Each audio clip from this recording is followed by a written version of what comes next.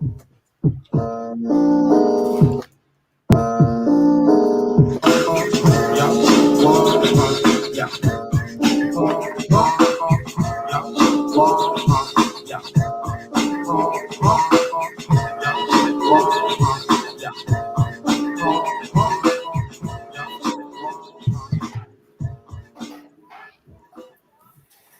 everyone, good evening. It's Jerlene and I'm live. Oh, and I have guests tonight. Oh my gosh, I got some powerful voices up in this space. And I just want you all to know, I always get really nervous. So if I put my arms up and you see like the saturation, it's because it's hot and I'm nervous. Kim over there laughing at me. Good evening, Long Beach and everywhere else. If you're watching this, Jerlene, Talk of the Town. Wow. This is kind of like a state of emergency kind of conversation. So much going on in our city right now. If you are watching us on Facebook, can you give us a thumbs up? If you are watching us on YouTube, go ahead and put something in the comments so that we know that you're there. Jerlene, community member, mother. I've been labeled a truth teller. I'm wear it well.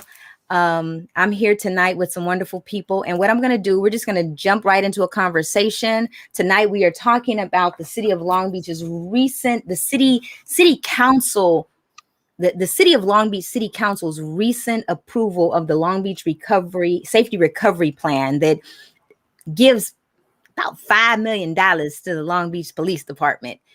They give a little more some other places, but we're going to dive a little bit into that. But before we do that, I just want to go ahead and open up and start. I'm going to pass it to Kim. Kim, introduce yourself, tell people who you are, how you connected, and then pass it on.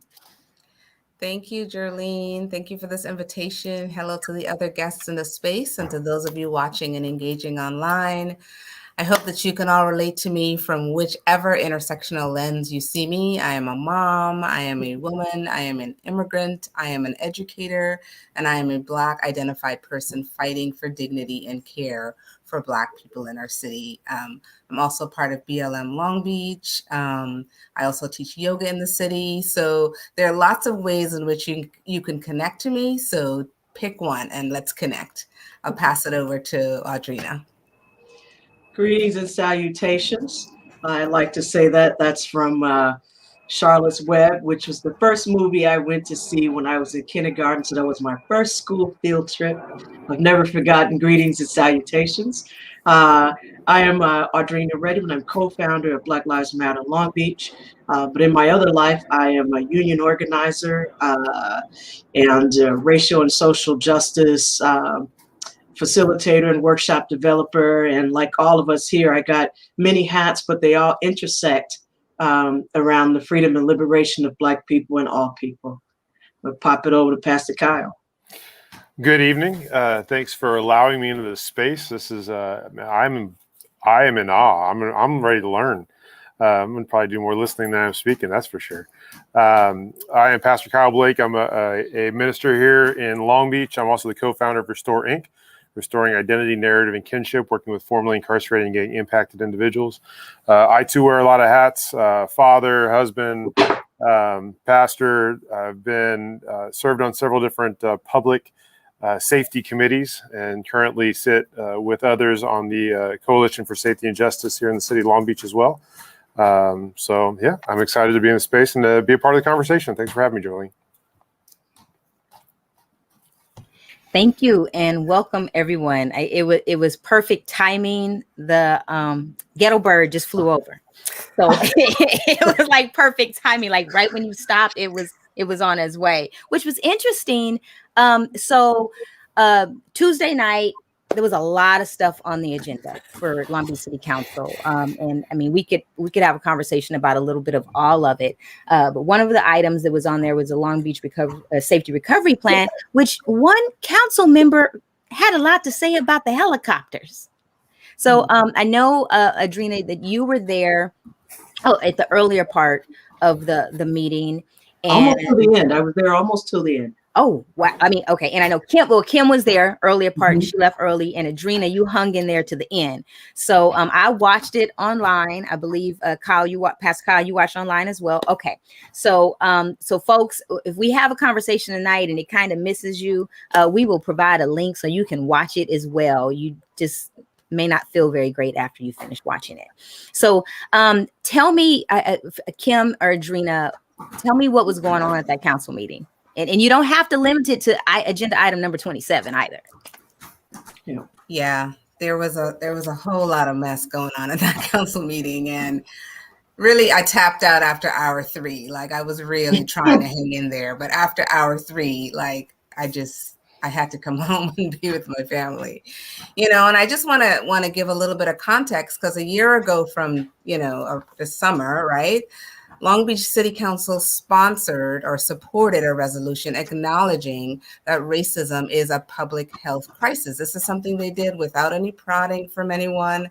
This is something they felt called to do. It was very powerful. It was a long overdue acknowledgement at the time when racial tensions were high across the city and across the country. So attending this meeting this week at City Council, it took me by surprise that the things that were happening and the conversations that were happening here were not in alignment with what the residents were saying last year and even this year, right? That the police are harassing folks, that the police are killing Black and brown folks. So why would we want to give more money to put more police on the street? Why not add more mental health counselors? Why not add more trauma experts? There's so many places that we can add social workers to the city. There's really no reason for us to add another, not just adding police, but $8 million worth of police. It's kind of comical, right? But it's so sad. It's comical. And they voted on it, right? And it really sends a message that Black and other people of color in the city don't really matter to them, because this is just another way for them to increase the police budget in a time when nationwide cities are decreasing their own police budget. Cities like Denver, Oakland, Portland, New York, Chicago, even LA, right? And Minneapolis, where George Floyd was murdered. So all of these cities around the country are looking at ways to defund their police budget, right? And reinvest in the community in ways in which the public has asked for. But no, not Long Beach. I'm gonna pass it to Audrena.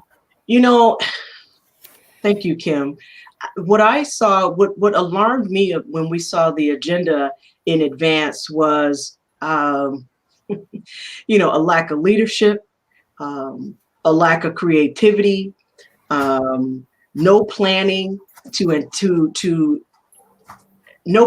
address what we knew were going to be socioeconomic outcomes after a pandemic, after people were not employed, after people applied for unemployment and it takes 5 months to get your unemployment. There's like no planning. It's they herk and jerk and go along with things in boxes, and there's no matrixing between boxes. There's like a lack of complete anticipation. And when I say the lack of leadership, I mean, for example, what was going to happen again after the pandemic. After the pandemic, people have lost their jobs, they're underemployed, things feel very uncertain. We had a very contentious man that was in our presidency. So people all across the country, including here in Long Beach, gun sales went through the roof. As a matter of fact, when the COVID hit, gun sales went through the roof.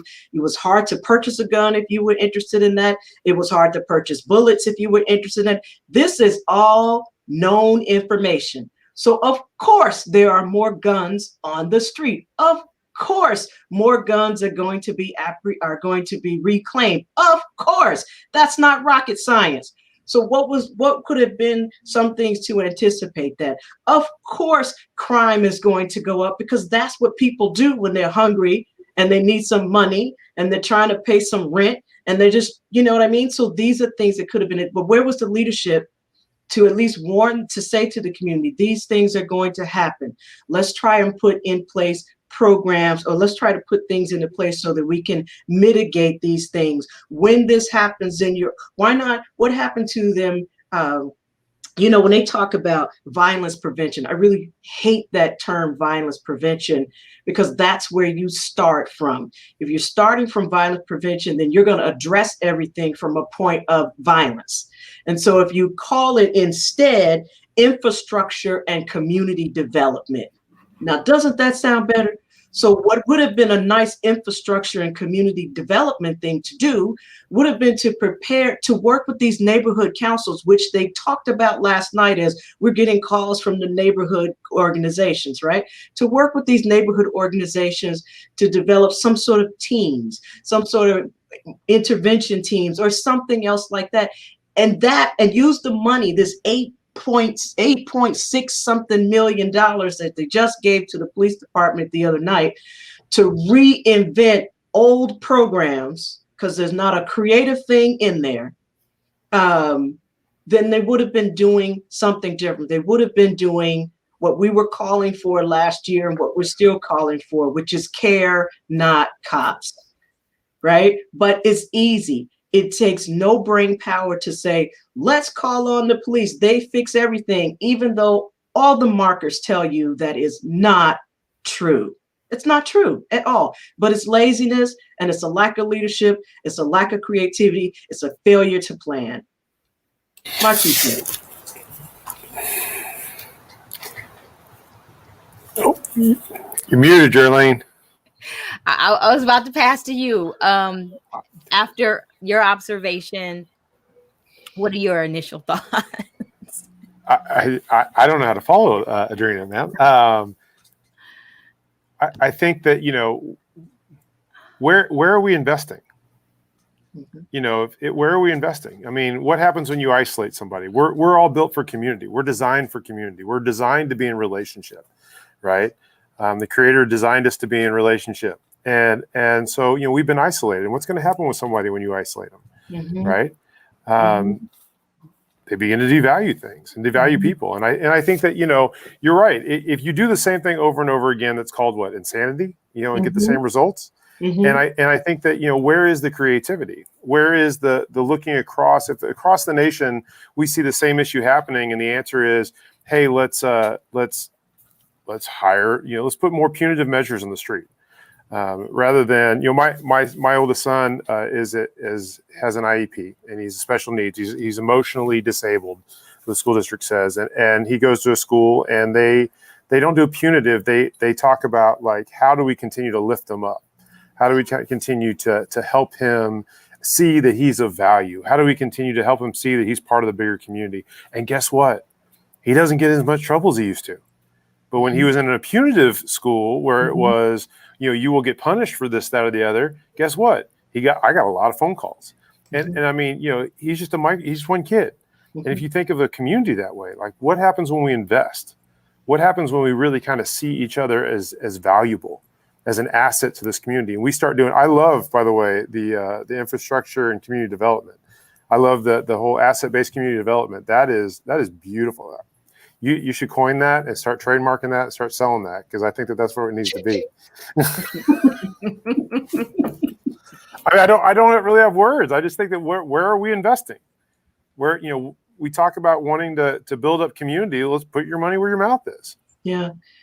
If I could say something else, and that is that even item 13 last night, which was about the donut racing that pops up in the city, the very first response is, let's empower the police. It goes right to punitive. So now you're going to set up young people, between the ages of 16 and 25.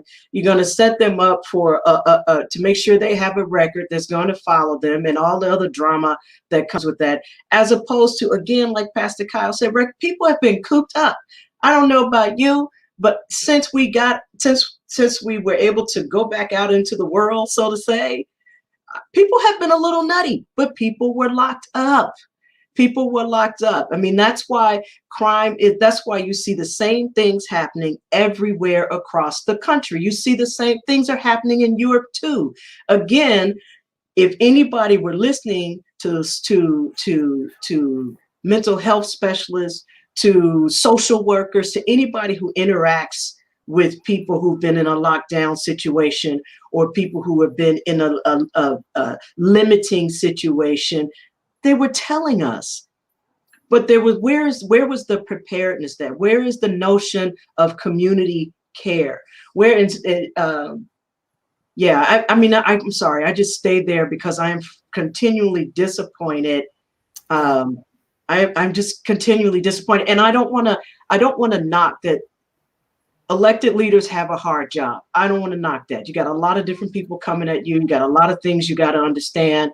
There's a lot of demands. I don't want to knock that, but I do want to knock that nothing that's happening now was not anticipated. It was all anticipated, and there was plenty of time to work that out. There's plenty of time. Well, yeah, and I just want to lift that up again, Audrena, because I think it's a completely different ball game, right? Of like what's happening with the street racers and so forth. Mind you, it's happening all across the country. And even though there were a couple of council members that were saying, well, these are young people, so what are some alternatives? There was some serious pushback from the majority of folks saying, but they could harm other people, but it's illegal, but they're this, but they're that, like there was no room for like, okay, these are some 18-year-olds. What can we give them to do? It's the summer. Could we like give them where Bowen used to be? Nothing's over there now. Could we give them that space on the weekends or, some alternatives, right? Some other cities are doing right now. But, I could see the struggle because even the ones that were saying, well, what are some alternatives? The majority of them were like, no, let's get the police involved and let's lock them up. The fine is $1,000. They get 90 days in jail, and there goes their young lives, right? So it's this eagerness and willingness to criminalize young people, at any time that they can, whether it's bicycling or crossing the street or just being Black or brown. It's this notion that get the cops involved first, and then mental health is not even on the radar. And I just don't understand why, with all of the racial tension that's happening and all of the anti-racism work and the implicit bias work and all of the conversations, the hard conversations that people are having around race and racial profiling, that these 9 council members that we have in Long Beach are still not able to see beyond that, right? And not able to see like, okay, these are young folks. Some of you on this dais may have kids that fall into this age group. So then what, right? What if your kid is just there watching? Because young people want to be doing something that's exciting, right? So I just really want to encourage the council people, if they're listening to this, that you've got to change your framing. You've got to change your thinking. You can't just think cops are our solution. They are not the solution. Cops bring more harm to the community than good. When I drive down the street and there's a cop car behind me, my body is like, gets so tense. I get so nervous. And I have no warrants, no nothing. I'm not evading the law in any way, right? I'm an upstanding member of society, as they say. But it's still like my immediate response is to feel this immediate tension, right? I have to think about my son just turned 15. He's already followed around Rite Aid or followed around the store if he's going in to get some water or something. This, I have to live with that fear, right? But I don't want that fear to consume me. So I want to give him some autonomy, like, hey, go hang out at the Pike with your friends, right? I don't want to be this like nervous, worried mom all the time, but I live with that duality, right? Of like this fear and letting him be a young person, right? White parents don't have that fear, right? So like, let's be real. Let's have these conversations and get to know one another and not recommend sending the cops in first and foremost. So just thank you for lifting up item 13. And, please, I want to encourage folks to go listen to the meeting, listen to these comments, the public comments. Folks were crying out for help, right? They were crying out for ways to invest in young people's lives. They were giving specific examples. It's not like they're saying do better. No, there's examples of how we can do better. So yeah, thank you. And studies have shown that when you think in terms of good or bad, that the community violence kind of goes up, versus if you think in terms of what do people need, what are the needs of the people, and how are we meeting those needs? I mean, I have several friends, one of which I hope can get on this evening, but talks about his trauma. I mean, we all struggle. We have trauma in one way or another. Some more than others. Some are historical trauma. Some are generational trauma. Some are just traumatic events. And here we are in a traumatic event, a worldwide traumatic event, right? And fight, flight, freeze. That's how we react to this trauma. And you see that all over the place, right? And then when you get people who are locked up, cooped up for a long time, like they coming out, and some are just going wilding out. And then all of a sudden you start blaming, oh, well, because of Prop 47, AB 109, we're releasing all these people and COVID and whatever. I'm like, well, you took people who are going through a worldwide traumatic event on top of the trauma of incarceration and let them out without trying to meet any of their needs. Right. And in the budget that you allocate, you say that that's an issue, right? The city recognizes that racism is a public health crisis, okay?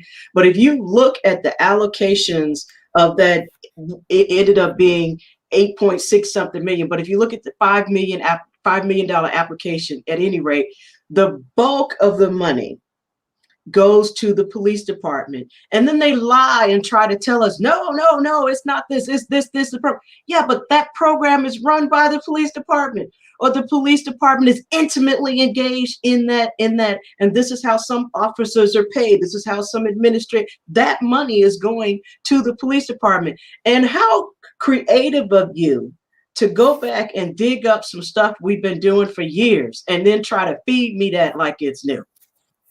It's not new. There was nothing new or seriously thoughtful there. And they have not moved with the speed due the crises, the circumstance. They've been, and how could they, when they've had the police involved in the planning of everything?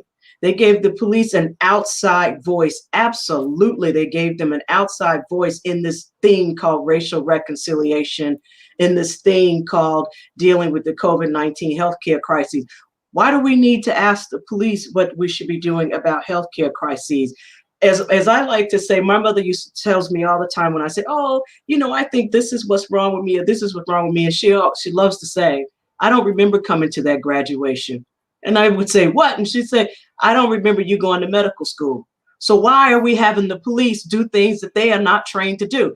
Going and getting something for 3 days or 3 weeks of a training is nowhere near equivalent to the 8, 10, 12 years people spend in school getting trained to be professionals and doing what they do, or the 2,000 hours, 2,000 hours or something like that, to become a licensed therapist.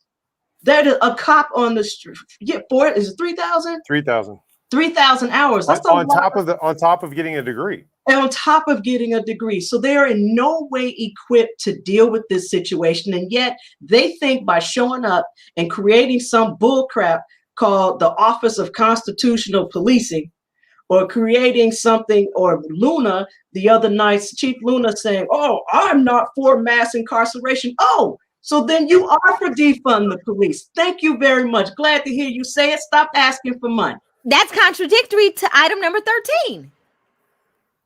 Well, and so I gotta, I'm gonna let a little. Some people know this a lot. Well, there's quite a few now. I've been saying it a lot. My dad was a police officer, right? My dad was a Houston police officer. So every time I get with Ministers Alliance and other entities where I get in front of Chief Luna, one of the questions I ask is, how are you?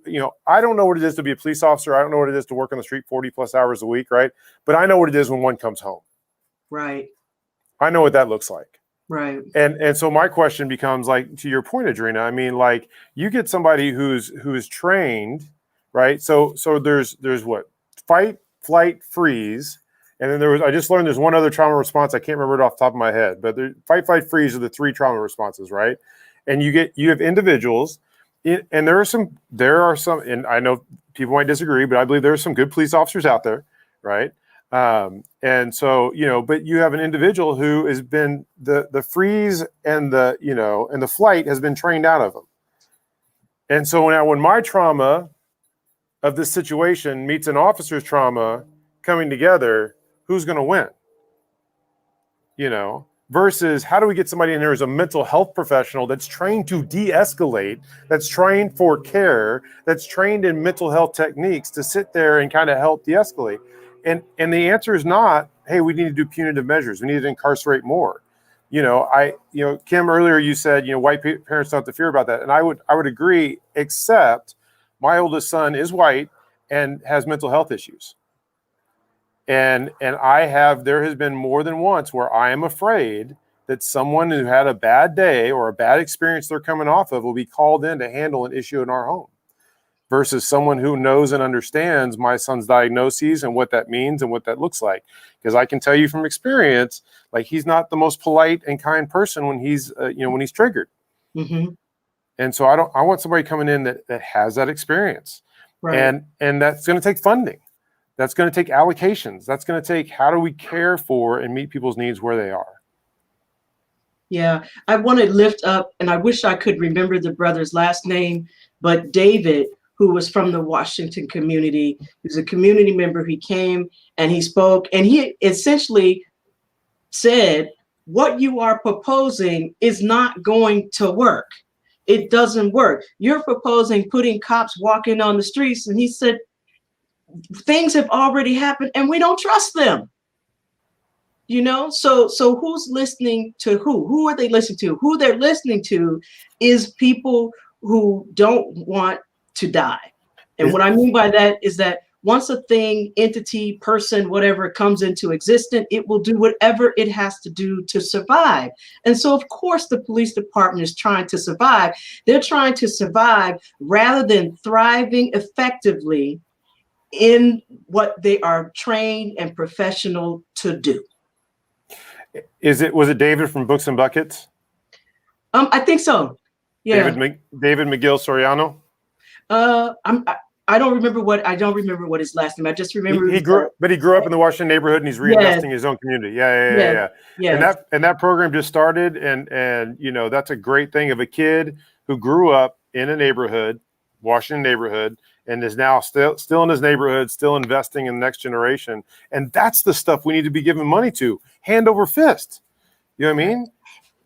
So let's a couple things. Like I'm absorbing a whole bunch of stuff. So I think we're all in agreement that it was a big contradiction.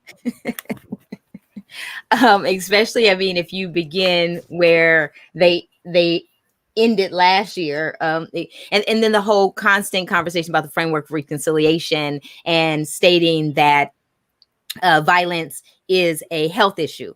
What we saw last night was definitely a contradiction to that, and a couple things that alarmed me was one, in the actual budget when they were saying, oh, the police and community-based organizations.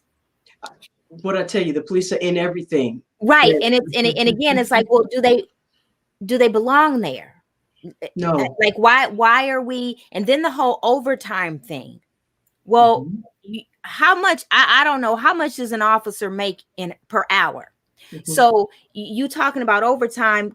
Couldn't that, instead of applying that funds to that individual, be more effective and reach more people in a different manner somewhere else? So that's what I was hearing. Now I'm not I applaud individuals that are police officers, and I really believe that as a child, you always wanted to be the police, right? You never wanted to be the bad guy, and then one day somewhere that changes. So I believe that it should be a respectable position that are career for people.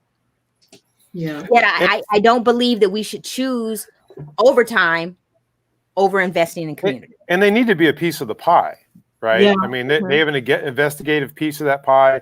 I always say, like, hey, if my neighbor If my neighbor's making, has a loud party, I'm going to go over and knock on the door and just ask my neighbor to turn it down. If my neighbor's walking down the street with a gun, I'm calling the cops, right? They're a piece of that, but they're not the whole pie. So something that's what if we had interventionists? So this is kind of, I guess, the question. I printed out the presentation. I put a link. I posted a link on Facebook that for anyone that is watching, if they want to pull it up and look at it. On paper, it's beautiful. It was a nice, pretty presentation provided to us by I'm not sure the deputy city manager, Linda Tatum. It was great and awesome and all that and everything. Yet if we're having a conversation about it's already been stated that violence is a health issue. Why wasn't the health department part of the presentation? I mean, I'm sure. And then again, I mean, I know because correct me, because I'm not currently involved in any type of movement in the city right now, but hasn't violence prevention been moved underneath the health department? Yes. But did you notice their allocation? Their allocation is afterthought allocation. Because the police are in there grabbing money for things they should already be doing. For example, creating programs with community-based organizations. For example, this ABLE, which is active bystander for law enforcement, where they're going to train each other how to tell on each other. Isn't that supposed to be all about your code? Isn't that what constitutional policing is all about? But now you need more money for this little piece of program or this other thing they're doing. The Office of Constitutional. I stay on that because I still don't understand. That makes no sense to me. They have figured out a way how to grab pies of money here and grab pies of money there and say that they're going to do this and and they sound really good. They sound really good. Yeah, but guess what? Game recognized game. Okay, Kim. We see the game. We know it's a game. Come on now. Yeah, and I feel like we can't hear you. Yeah. Do you don't mind if I pull that PowerPoint up? No, go ahead. I'm gonna pull it up. Give me. I want to just say something else to the people in the communities who are afraid. To people in communities where things are happening in your community. None of what I am saying as Black Lives Matter, none of what I'm saying is to deny your very real reality. None of that is what I'm saying. What I am saying is that our city leaders had a responsibility to anticipate this uptick in crime because it was known and it's happening everywhere. And because they have been elected to office, it was their responsibility to be prepared to respond in a way that was also responsive to what we called for last year, which was to defund the police and reinvest in our communities so that crime isn't is a limited choice. And I'll say limited because, I don't believe we'll ever eliminate it, but so that crime is a limited choice. They failed to do that. They didn't. We need to hold them accountable for that failure of their leadership. Wow. Audrena, or either of you, I'm just going to kind of scroll through this. So for folks that are watching right now, what's up? It shows that the 500 million general fund was added to some additional Recovery Act funds. So I have a question. There was a constant conversation about it being one-time funding. Is only that 3.6 million, was that the one-time funding, or was all of this part of a one-time funding? Like, I didn't hear any conversation about future investment. Yeah, I'm not going to say for sure because I know. Kim, do you recall? Yeah, Tom did say it was a one-time funding. Yeah. So we're referring to the Recovery Act. So that means that they're going to do a little something. They're going to say they did something. The next year, it ain't going to be nothing. Oh, okay. Again, there's no real intention there. Again, right? It's like there's no real intention because you put your money in what you value most. So also the one, I'm showing here what you were mentioning, Audrena, the active bystander for law enforcement training. Yeah, that's kind of funny to me because I'm like, shouldn't they already be paying for proper training? Like, why that couldn't that $400,000 be used differently in the community? How about some youth employment programs? Okay. How about doing what the city of Fresno Stanislaus stepped out and did 5 years ago, which was to engage and supposedly Long Beach is doing this too, which is to have a basic income for folk so people can survive, so that crime isn't a thing you have to do because you don't want to end up on the street. How about just doubling the funding for the Safe Long Beach program? A lot of the comments that people shared was that whether it's midnight basketball or whatever those safe programs are, they're working. So why not double the funding there, right? These programs provide safe space. They provide community for young people, and most of all, joy for the young people that are participating. This is where I found the contradiction in that. Pastor Kyle keeps trying to break in here, y'all. This is where I found the contradiction. Okay, in that, and it didn't show. Pull up. Hold on, I wanted to show this. Are you going to pull up the $250,000 to PD and then a $900,000 with the same programs to the Safe Long Beach? That one. I'm clicking on the wrong thing. I think y'all see I'm on the wrong presentation. Hold on. That's the right. That's the right presentation. Yeah, I had the. For example, the safe Long Beach thing. They talked about how it's been successful, but have we actually seen the report card of it? And have it's been so successful, why has there been an increase in violence? So they're saying we're going to give more money to something we've been given to. So that was kind of a little, I wouldn't say confusing, but it made me question a few things. And then they talked about safe passages. Again, thinking about police leading this. Okay, so how is PD being funded in this? Because for someone who's actually at one time been an individual in the safe passages who had an assignment, I stood on a specific corner at the end of the school day every day to make sure that those children made it from point A to point B. And honestly, my role and responsibility in that safe passages was to make sure the PD was not jacking up the kids inappropriately. That was actually part of my role and responsibility in that. And there was a group of us, and we, so my thought was, okay, so how is this money being allocated to PD?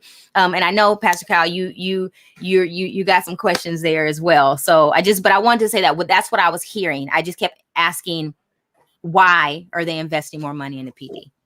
Especially I think after last year in the lip service that was given in regards to saying that the people were the priority. So what does success look like in safety for who? I mean, I've sat in many city meetings, and I've sat in safe Long Beach meetings and asked safety for who, and what does that look like? And I think that's a question that we need to, we like to talk about success. This is successful. But to your point, where's the report card? What does success look like? What are we measuring that? Right. I mean, I come from an institution that we're talking about. You can't measure success by nickels and noses, right? You got to measure it by, the community impact the church has, right? And so to the city, what does success look like? What does that look like? And if it's just crime numbers go down, well, okay, then let's, they're going to incarcerate their way out of the problem and call it successful. Right. And nothing's changed. Note again, Luna said, I don't believe in mass incarceration. And I've heard he does. And I've heard him say that, and I appreciate the sentiment. My question is then what's your solution? Exactly. Then great. Then the next sentence and I think we should be doing X, Y, and Z, and it's not giving us more money for the department. Right? Exactly. It should be X, Y, and Z. I appreciate that. Well, I'm not for mass incarceration, but then what's that solution? Let's be solution based. Well, we have to also own our shortcomings, right? A sign of, to your point about success, a sign of success is that I can own my shortcomings, and I can say that even I can count that as a success because I learned from it, and now I'm going to do better. All we heard last night was, oh, we did this and we did that, and we're going to do this, and then we heard a lot of anger when we called them out for running to the police again. We heard a lot of anger. The tones were very sharp, and the tones were very defensive, and the tones were very angry. That's how I heard it. That's why I left. I said, I have had enough. I'm tired of you all gaslighting me. First, you make me wait an hour. You go into closed session at 5 o'clock. I am a member of the public. I do not get paid. I did not get elected to sit in this room for an extra hour. And then you're going to come in here and you're going to gaslight me and try to lie to me and tell me I'm not seeing what I'm seeing with those numbers, because I can add. You know, I went to school. I got basic arithmetic and writing down pat. I can add. You're going to tell me I'm not seeing what I'm seeing. Then you're going to get mad at me when I'm calling you out about it. And you're going to try to convince me that it's all a point of success. But the markers, the truths, the numbers are not adding up to your success. Doesn't mean that folks aren't doing something. Doesn't mean that people aren't trying. It doesn't mean that some people didn't have the best of intent. It does mean folks are not listening. And they're not exercising. I'm going to beat my drum because they're not exercising leadership. And they're scared and they want to run for office. And they're listening to the people who are on neighborhood next door who don't bother to read or have a critical thought in their heads about society and how things work. They're thinking about this thing is happening right here. We got to call the police. No, we don't. We have to be thinking more systemically and more institutionally about how to fix the problems that plague us. They're not new, and they were completely anticipated. I'm sorry. I got my drum, and that's just my drum. I agree with you. And when you talk about the anticipation, I did hear someone acknowledge where we are. Yet I cognitive dissonance, it was off to me. So I'm beat your drum. No, I'm just saying. I mean, you know, what you got for us, Pastor Kyle? Yeah. Oh, I want to hear from you, Kim. I mean, I have a feeling that Audrena and I, if we both got in a room, we would just talk the whole time. You know, but I mean, I love what you're saying, Audrena, and I think that, you know, one of the things that I went to a community meeting, a neighborhood meeting last week, and our first neighborhood meeting in our new neighborhood that we lived in. We've lived across the street from Drake Park for about 5 years. We just moved to North Long Beach, and the neighbors were asking about, you know, what happens if somebody's playing loud music, whatever. And the answer from PD was call the police. And they said, we have to have X number of records, you know. And so my question back was, hey, you know, they have to have X number of records in order to get, you know, code enforcement out, yada, yada, yada. My question was, hey, is there a resource, either public or private, nonprofit, that can help with the reconciliation to do some restorative justice so that these neighbors aren't always going at each other's throat? There was a resource. Uh-oh. You're going in and out, Pastor Kyle. You went robotic for a minute. Yeah. That's okay. It happens.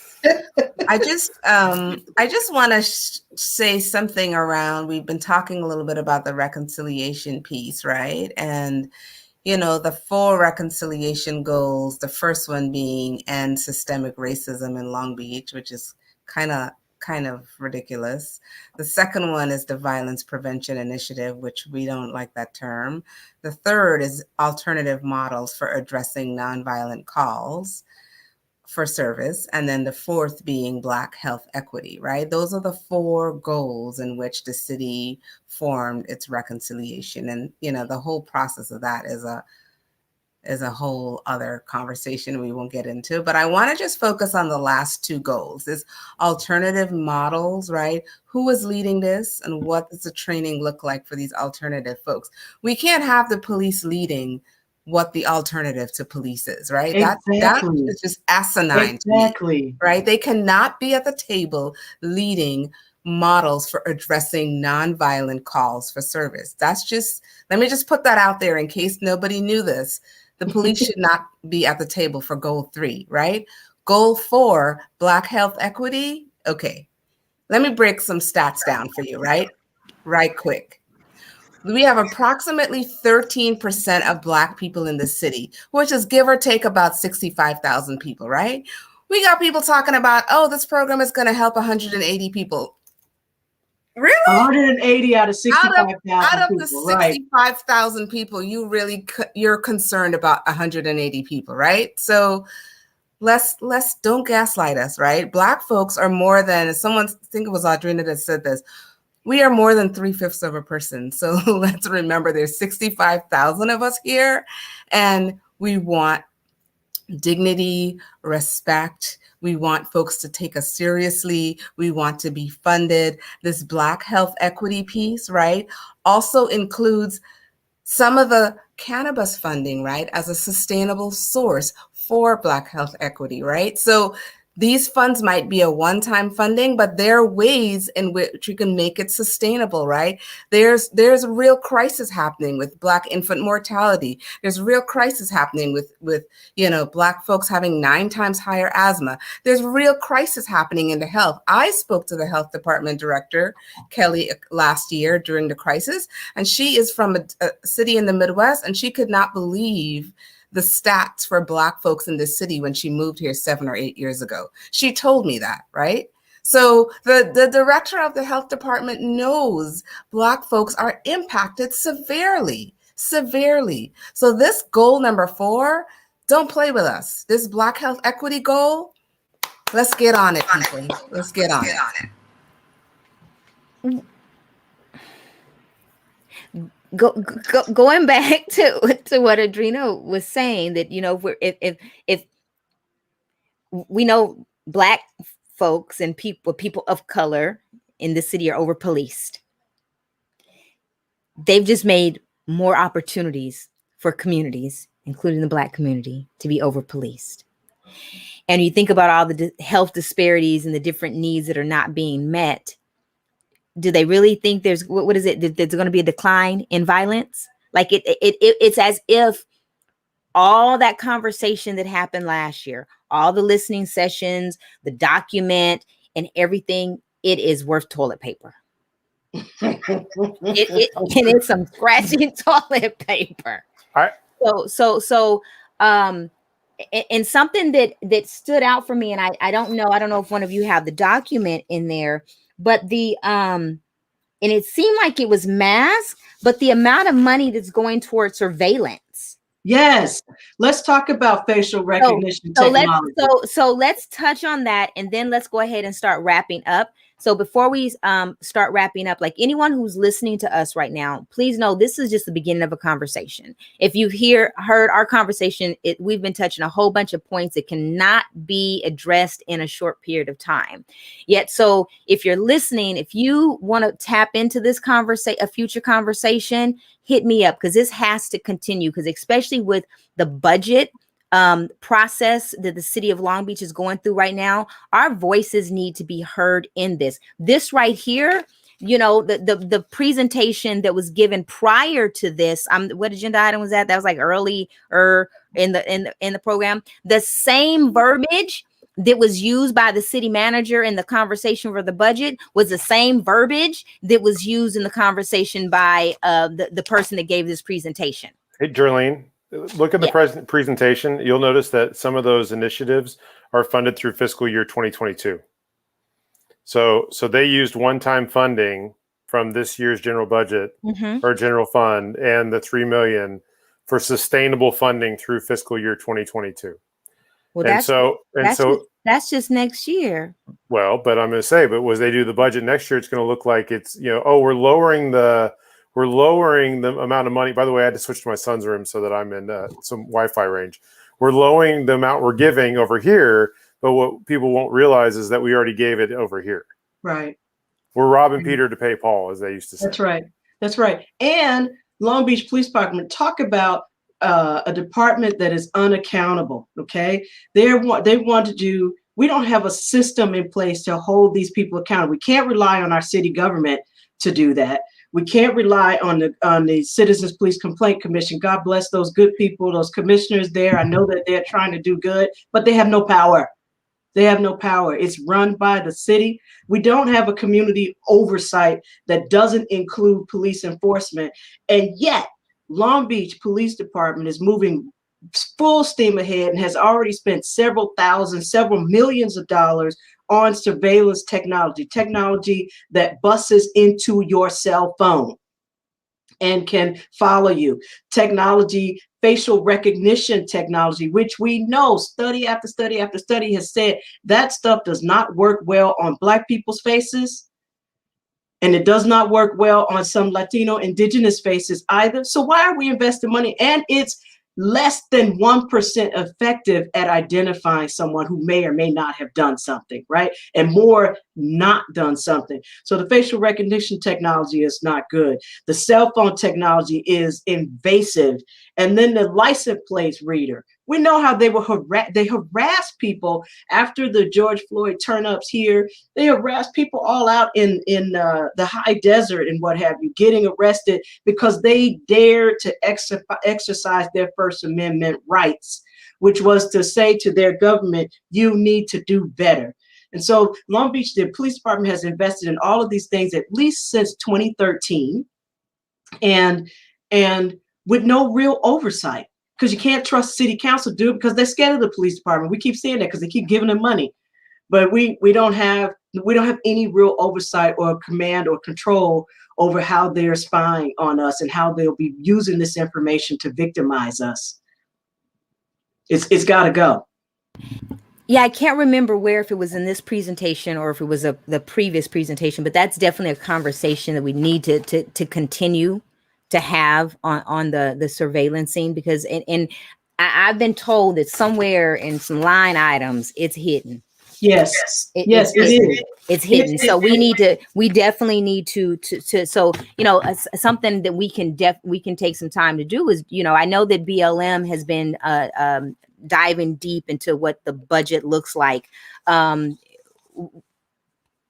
community, we really have to not believe everything we hear, because it's different. Like, what does someone say, that we have a leadership that likes things that's shiny.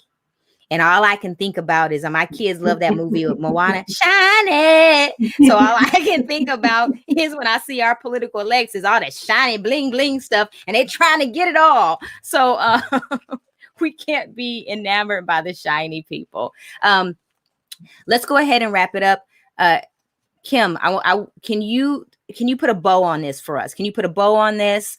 Everyone get some last words, and then if there's any announcements that we have, let's close out with that. So I'm gonna pass it to Kim. Let's put a bow on this.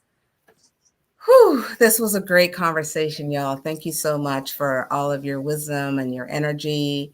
I was listening to Elisa Garza the other day, and she said Black people are on the forefront of injustices and resistance. And we have to hold those two things, right? We're slapped in the face with racism every day, all day.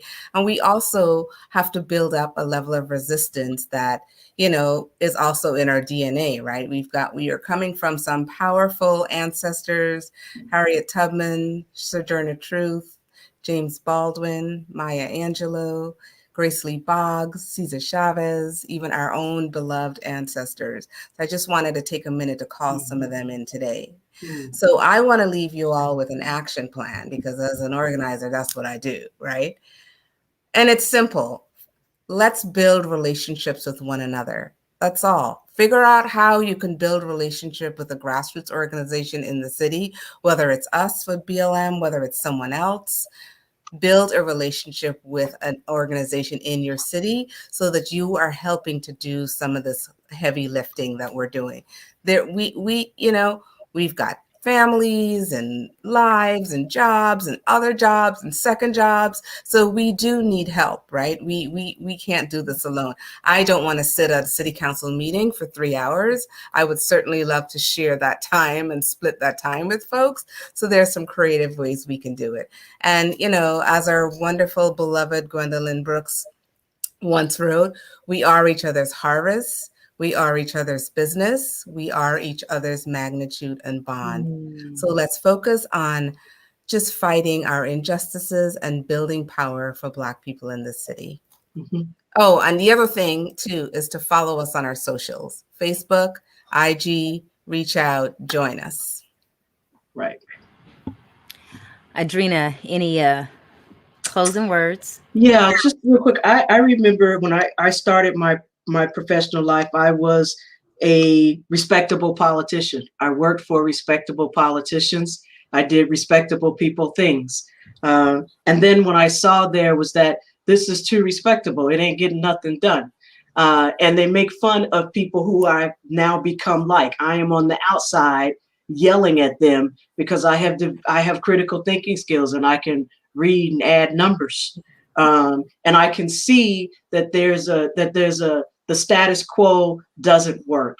And so I'm going to invite people to join me and to join Black Lives Matter and to join the People's Budget Coalition, actually, in pushing back and demanding what we need from our city. We want to take that $262 million that's promised to the Long Beach Police Department in the 2022 budget and strip away some of that money and put it into programs that care about our community, that will nurture our community, that will build infrastructure and develop our communities. So we invite you to join us. You can follow us on Instagram at BLMLBC, and you can follow us on Facebook at Black Lives Matter Long Beach. We have our August meeting is Saturday, August 7th. So look out for more details.